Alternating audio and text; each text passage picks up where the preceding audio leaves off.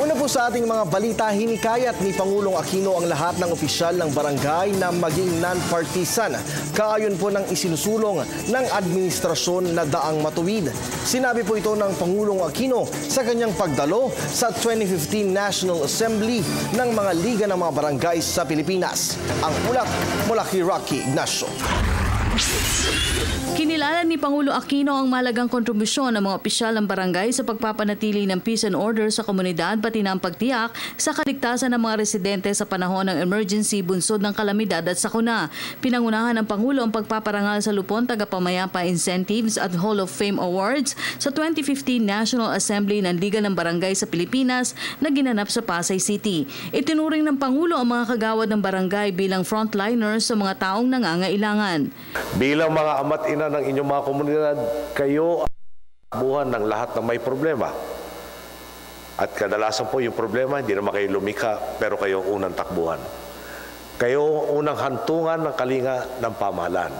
Kayo ang mga frontliners sa serbisyo publiko. May simpleng pangangailangan man o kaya may sakuna, sakit at maging mga alitan, kayo ang inaasahang sasalo sa mga hinaing. Kaya nga po, ngayong araw talagang binibigyan pugay natin ang ating mga kapitan at opisyal ng barangay. Partikular na ang mga bubuo sa ating mga lupong tagapamayapa na kinikilala natin para sa di matatawarang ambag sa larangan ng community peace and order.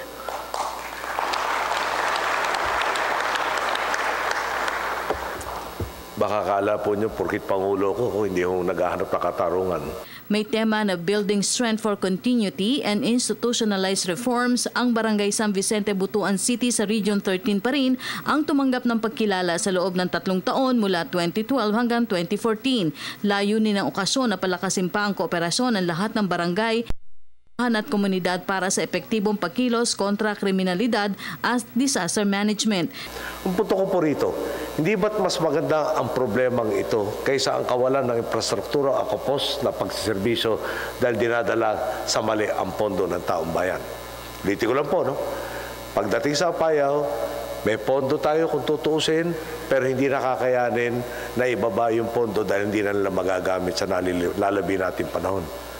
Yung karsada ho, bubuksan. Pag binuksan, alam naman nyo, i-compact.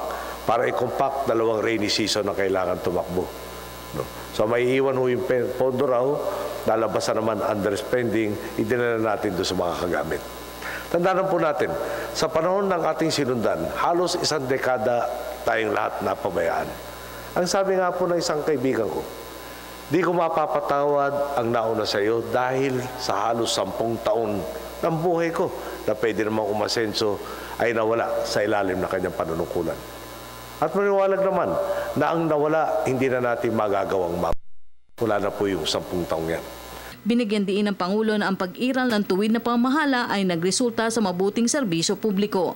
Kasunod nito, hinikayat ng Pangulo ang lahat ng opisyal ng barangay na maging non-partisan at tiyakin ang pag-iral ng daang matuwid maging sa susunod na pamunuan.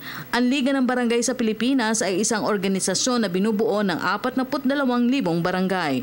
Kayo pong mga nasa barangay, hindi dapat maging mga partisan politicians. Pero maliwanag din namang bilang mga lider ng inyong mga pamayanan, nasa kamay ninyo ang pagsusulong ng magandang kalagayan ng inyong mga kababayan. Ang akin po, dapat tumulong kayo sa talakayan. Himukin ninyo sa diskurso at debate ang inyong mga kasamaan at tanungin, sino nga ba ang nararapat na mamuno sa bansa pagdating ng taon 2016? Di ko na ho kailangan sabihin sa inyo kung sino ang kandidatong papanigan ko. Ang boto ko doon sa siguradong itutuloy ang Dang Matuwid. Para sa Telebisyon ng Bayan, Rocky Ignacio.